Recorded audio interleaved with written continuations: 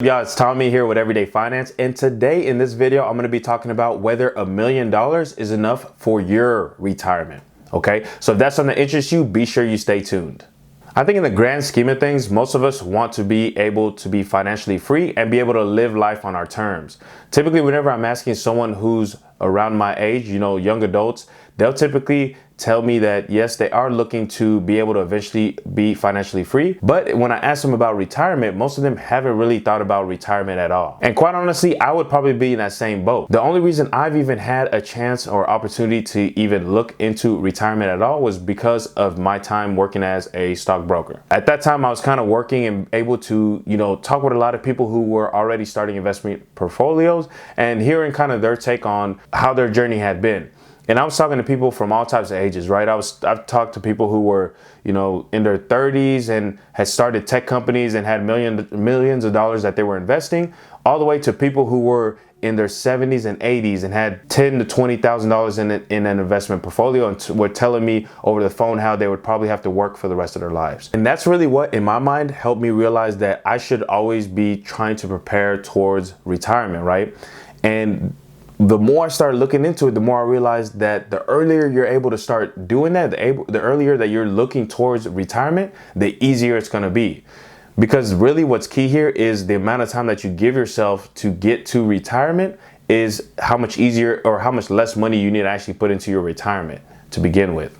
So I think one thing that really nails that point on the head is something called the 4% rule.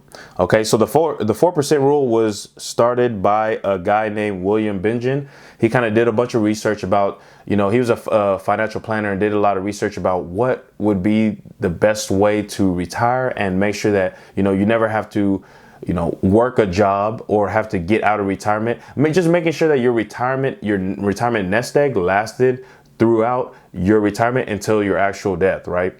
No one wants to be in a situation where they retire at 65 and then by 80 years old, you realize, oh, I'm almost out of money. Now I got to find a job, right? You want to be able to enjoy your entire retirement. And that's really what his whole study was about. And the whole idea of it is this, is that there's a 4% rule and you can safely withdraw 4% of your actual retirement account, your nest egg, without having to worry about you completely depleting your nest egg, right? So the idea behind that is that it's kind of assuming that you're investing this money, and as long as you're investing it in the stock market, then you're always going to be able to take out 4% just based off of how the stock market has grown year over year. Okay, and he looked at the period from, at that point it had been when he released the study was around 1994. He looked at around 1994 all the way down to started at 1926 all the way up to 1994. Okay, but he's kind of reiterated that this theory still holds true, and it's followed by a lot of people in the personal finance space. So the way it works is this. What you can do is you take your salary or however much you make in a given year, and you multiply that amount by 25, and that tells you how much that you need to have in retirement for you to be able to actually retire and live off of that savings. Okay, so it is that simple. It's just about figuring out the pieces that actually get you to what that amount is, right? And so first what I'll do is I'll break down some of the different techniques that I have here that I use to figure out how much I'll need to live off of in retirement. Then I'll break down how you can actually build this nest egg even with a salary as low as $30,000. So first off, what should you do? I think the easiest way that you can start is just by estimating what your income is versus your expenses, right? You want to be able to calculate all of that, and just to get a general idea of like what kind of life, where your life is right now and how much are you spending versus what you're making, right? Now, the other thing you want to also think about is if you see yourself living somewhere else, you want to kind of start envisioning what does retirement look like to you? Once you retired, are you going to be living the same life that you do now, or are you anticipating a different type of life? Maybe right now, you're in the hustle and bustle of like New York or something, but you think that you want to retire in Hawaii, right? It's those little thoughts, right? Those little ideas of where you might actually want to spend your life once you're no longer working is going to help you decide how much money you need to save towards retirement. Because in the grand scheme of things, living in LA or retiring in LA is a lot different than you retiring in a little city in Mexico, right? So you kind of want to be able to have an idea where you want to stay, because that's going to give you an idea how much the cost of living is in that specific, whether it's that specific city, country, wherever you're looking to move. And the good thing is, this is really just a starting point, right? Once you have an idea, this is, I think of it kind of like a, you know, it's an evolving, retirement is evolving, right? It's not like if you say you want to live in LA, right? That no matter what throughout your life, because you started planning towards it, that you can never change your plans. You know, you're gonna have things that are gonna happen, right? Your life goals are gonna change, and your retirement can change with it. It can change along with those. So the way I look at it is, you can keep making adjustments to this retirement plan that you create, right? The way I look at it is kind of like, I'm big into fitness, right? And it's not like I'm constantly doing the exact same thing in the gym all the time, right? Or having the same diet. It kind of depends where I am and where I'm trying to get to. Maybe I'm trying to get more lean, right? So I know, oh, I need to eat more salads, or I need to eat a lot healthier than I typically am, right? And so it's about me just making small adjustments to make sure that I stay on track to whatever my goals are. And so that's why I think it's big with the whole, you know, get an idea what the expenses are. Nowadays, you can find most of that information online. You can figure out how much does it cost to live in a specific city. A lot of times, you might even see that people are already living out there. I remember when I went to go visit down in Mexico, there was a big expat community by a city called Lake Chapala. And they were kind of already talking about it. They have videos on YouTube. You can see there's Facebook groups about it. There's even forums about it, where they kind of talk about how much, what the expenses are for you to be able to live out there. They say things like, you know, living in this city, you might pay like $200-300 for a small apartment. You know, that's going to be a lot cheaper than maybe if I'm living out in LA and I got to pay $2,000 for an apartment, or however much it is out there, right? And that's going to give me an idea, you know, based off of that. You know, if I know that I want to live in a smaller city in Mexico, retire, by the lake in Mexico, then I can save towards that, right? And that can help give me an idea how much I'm going to need for retirement. Now, I kind of want to break down, now that I've given you an idea how to go about planning what your retirement looks like, how can you actually go about starting to save that money towards that retirement? Now, this is just to kind of give you an idea of how I think it's possible for anybody to, you know, be able to achieve a good retirement and save a lot of money. This is a breakdown of how you could make $1 million on a low salary. Okay, so let's say that you were making $30,000, right? And this is, of course, just an example. A lot of other factors are removed, but you're gonna get the general idea just by hearing these numbers.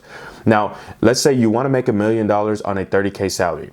You know, first off, you got to start saving, obviously, as early as possible if you're in that situation. In this example, I'm going to say that the person is 25 years old and they're looking to retire at 65. So they have about 40 years to actually invest.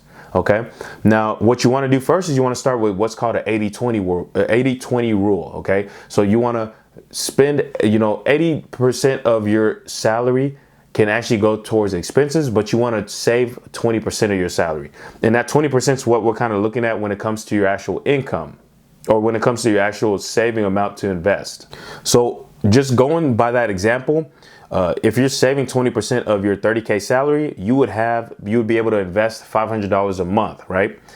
Now, if you're 25, you want to invest for the next 40 years until you retire at 65. If you invest in the stock market, which has it has an average return of 9.2% the last 10 years, the whole stock market. But if you look at the S&P 500, it's done about, I think it was 13 and a half, a little more than 13.5% the last 10 years. Okay. But I like to use a smaller, like a lower return amount, just so, I do it just kind of as a safeguard, right? If you shoot for something lower than that, then it just protects you in case something, anything ever changes, right? So what I typically use is 8% as the target return, okay? So we'll use 8% that means your portfolio is growing by 8% every year because you invested it in the stock market. By age 65, if you follow those steps and you are investing $500 a month, okay, for 40 years, by age 65, you would have $1.7 million. That kind of gives you an idea of the power of compounding, right? This is really just, your money is growing, and then it's growing on top of itself. And because you just continue to just keep pouring more money, pouring more gasoline on the fire, so to speak, the money just keeps growing on top of itself, and now you're at a situation where by 65 you have 1.7 million dollars, guys. And just by using that 4% rule that I mentioned to you earlier, you would technically, out of this 1.7 million, you'd be able to withdraw $68,000 per year from that portfolio. Okay, so that's how much you could use towards your expenses. And of course, guys, this isn't accounting for everything, right? It doesn't account for things like taxes, getting wage increases, right? Your boss increasing your salary, you know, you working, maybe you have like a side job or side hustle after 65, whenever you retire, you know, maybe you want to get into doing something else. It doesn't take into account all that stuff, but it still kind of shows you, so you're getting a mental picture of what it looks like and how you could be able to achieve retirement. Okay, so that's really was the gist of it. Now, there's a few tips that I did want to touch on. Most important above everything is you need to build out an emergency fund before you start even investing towards retirement. The reason why I say start an emergency fund is because the money you put into retirement, you don't want to ever feel like you have to pull it out before you're ready to retire, right? And so you want to make sure that you have money set aside. And I think, especially with what has gone on with the pandemic and everything, we've realized how important it is to have money set aside, right? And so I think the first thing to always focus on is getting an emergency fund. So basically you want to save up 3 to 6 months worth of expenses. That way, if anything were to happen, you have that money to fall back on while you figure out how to start generating more income. Okay, so you want to make sure first you have an emergency fund.